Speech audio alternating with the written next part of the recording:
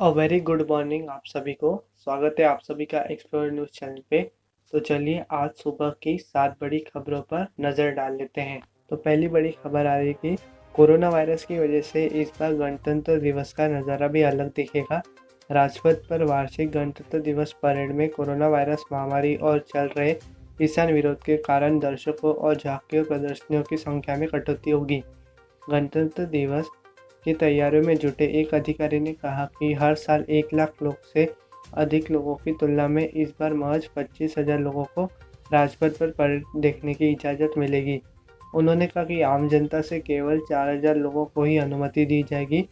बाकी दर्शक वीवीआईपी और वीआईपी मेहमान होंगे। गणतंत्र दिवस परेड देखने के लिए दर्शकों को या तो पास या फिर टिकट की आवश्यकता होगी। इसके अलावा बोट क्लब के पास और इंडिया गेट लॉन में स्थित खुले स्टैंडिंग इलाके में इस बार किसी को भी आने की अनुमति नहीं दी जाएगी, जहां भव्य परेड देखने के लिए हर साल हजारों लोग इकट्ठा होते हैं। अधिकारी ने कहा कि केवल 15 वर्ष और अधिक और 65 वर्ष से कम आयु के लोगों को ही परेड देखने की अनुमति दी जाएगी। दिल्ली पुलिस के एक सीनियर अधिकारी ने नाम न जाहिर होने देने की शर्त पर कहा कि सोशल डिस्टेंसिंग को सुनिश्चित करने के लिए राजपथ के पास स्टैंड को कुर्सियों के साथ बदल दिया गया है। गणतंत्र दिवस के दिन नई दिल्ली जिले को सील कर दिया जाएगा और नई दिल्ली जिले की परिधि पर प्रवेश टिकट या पास की जांच की जाएगी। इनमें से कुछ चेक पॉइंट ITO, ढीला कुआं, अरबिंदो चौक और रणजीत सिंह फ्लाईओवर के पास है। परेड देखने जाने वाले हर व्यक्ति को अपने पहचान प्रमाण के साथ अपना टिकट या पास दिखाना होगा। अधिकारी के अनुसार जिनके नाम पर टिकट और पास है सिर्फ वही जा सकते हैं, उनके नाम पर कोई और नहीं जा सकता परेड देखने के लिए। अगली बड़ी खबर है कि दिल्ली की हवा लगातार दूसरे दिन सोमवार को बेहद खराब स्तर में बनी रही। हालांकि बीते 24 घंटे में इसमें मामूली खराबी आई है। इस बीच वायु गुणवत्ता सूचकांक 347 से बढ़कर 372 पर पहुंच गया है। सफ़र का पूर्वानुमान है कि मंगलवार शाम से हवाओं की चाल तेज होगी। इससे प्रदूषण स्तर में कमी आने की उम्मीद है। दिल्ली की हवा बेहद खराब से खराब स्तर में पहुंच सकती है।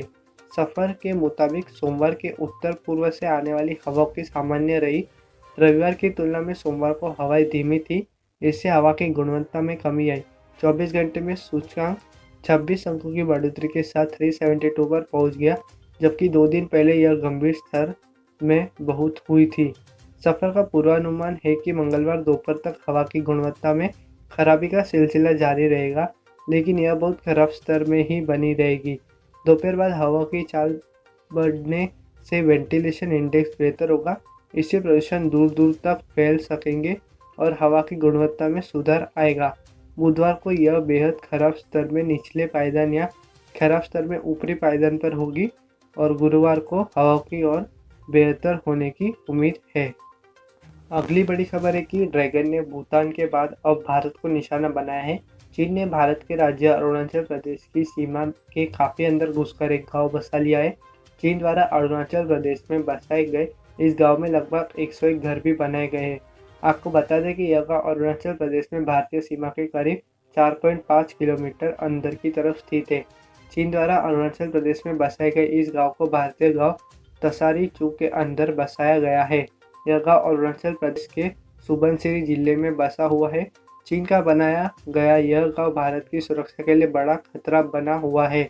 इसी क्रम में भारतीय जनता पार्टी के सांसद सुब्रमण्यन स्वामी ने ड्रैगन के भारतीय जमीन पर कब्जा करके गांव बसाने के सवाल पर कहा है कि वह रक्षा मंत्री राजनाथ सिंह से बातचीत करेंगे।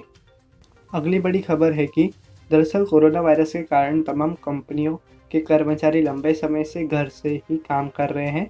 देश की कई कंपनियां कर्मचारियों की सेहत और सुरक्षा को ध्यान में रखते हुए वर्क फ्रॉम होम अब भी करा रही है। वर्क फ्रॉम होम में काम करने वाले कर्मचारियों के कुछ खर्च भी बढ़े हैं। इनमें high speed internet, power backup, electronic accessories, air conditioner जैसे एक्स्ट्रा खर्चे शामिल है। हालांकि वर्क फ्रॉम होम से काम कर रहे कर्मचारियों को कुछ बड़ी कंपनियों ने तो इन जरूरतों को पूरा करने के लिए अलाउंस, रीएम्बर्समेंट और असेट भी मुहैया कराए हैं। वहीं दूसरी ओर अधिकतर कर्मचारियों को ये खर्च अपनी जेब से ही उठाना पड़ रहा है। इसी को ध्यान में रखते हुए इस बार के यूनियन बजट में घर से काम करने वाले कर्मचारियों को टैक्स में छूट देने की घोषणा हो सकती है। अगली बड़ी खबर है कि रक्षा मंत्री राजनाथ सिंह ने कोरोना के टीकाकरण की शुरुआत पर देशवासियों को बधाई दी। उन्होंने यह भी बताया कि केंद्र सरकार के मंत्री कब कोरोना वैक्सीन लगवाएंगे। एक चैनल को दिए साक्षात्कार में राजनाथ सिंह ने कहा, मैं समझता हूँ कि कोविड-19 के हमारे फ्रंट वॉरियर्स का वैक्सीनेशन जब पूरा हो जाएगा और जब 50 साल के ऊपर के लोगों के वैक्सीनेशन की प्रक्रिया जब शुरू होगी, उस समय हम राजनीतिक क्षेत्र में काम करने वाले लोग भी वैक्सीन लगवाएंगे। राजनाथ सिंह ने यह बात एक सवाल के जवाब में दिया जिसमें उनसे पूछा गया कि विदेशों में पहले राजनीति हस्तियों को वैक्सीन लगा रही है, लेकिन हमारे देश में ऐसा नहीं हो रहा है।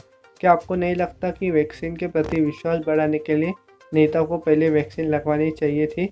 इस पर राजनाथ सिंह ने कहा, नहीं, मैं समझता हूँ देश की जनता इसे इस रूप में नहीं लेगी क्योंकि फाइनल ट्रायल हो चुका है। देश के वैज्ञानिकों ने और चिकित्सकों ने ट्रायल किया है।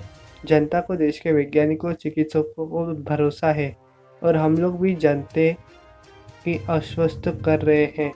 बता दें कि कांग्रेस नेता मनीष तिवारी ने कोरोना टीकाकरण अभियान शुरू होने के बाद वैक्सीन की विश्वसनीयता पर सवाल उठाते हुए कहा था कि अगर वैक्सीन इतनी सुरक्षित और विश्वसनीय है और इसकी एफिकेसी सवाल से परे है तो फिर यह कैसे हो सकता है कि सरकार से जुड़ा कोई भी खुद के टीकाकरण के लिए आगे नहीं आया, जबकि दुनिया के अन्य देशों में ऐसा ही हुआ है।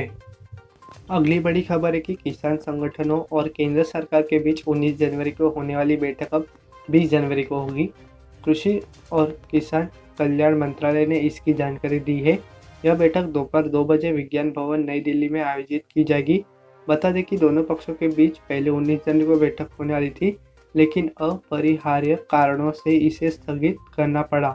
वहीं इससे पहले किसान संगठनों ने भी 26 जनवरी को गणतंत्र दिवस के मौके पर ट्रैक्टर मार्च निकालने का ऐलान किया है।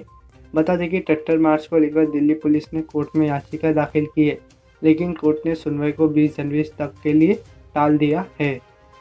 अगली बड़ी खबर है कि ऑटो कंपनी हीरो मोटर्स ने सोमवार को कहा कि उसने ब्रिटेन की ट्रांसमिशन डिजाइन प्रौद्योगिकी कंपनी हेवलैंड इंजीनियरिंग में रणनीतिक हिस्सेदारी हासिल कर ली है।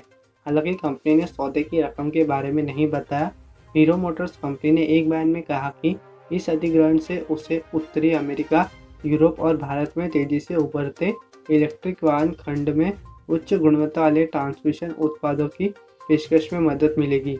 इस अधिग्रहण के बारे में HMC के अध्यक्ष और प्रबंधक निदेशक पंकज एम मुंजाल ने कहा, यह निवेश ट्रांसमिशन उत्पाद खंड में हमारे लिए एक महत्वपूर्ण रणनीतिक मोड़ को दर्शाता है। ब्रिटेन में हमारा निवेश जारी रहेगा क्योंकि यह हमारे इलेक्ट्रिक वाहन खंड के लिए एक महत्वपूर्ण केंद्र है।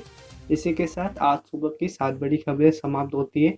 अगर वीडियो पसंद आया हो लाइक कीजिए, शेयर कीजिए, सब्सक्राइब कीजिए और बेल आइकन दबाइए तो रोज़ाना आपको हमारी तरफ से अपडेट्स मिलते रहेंगे।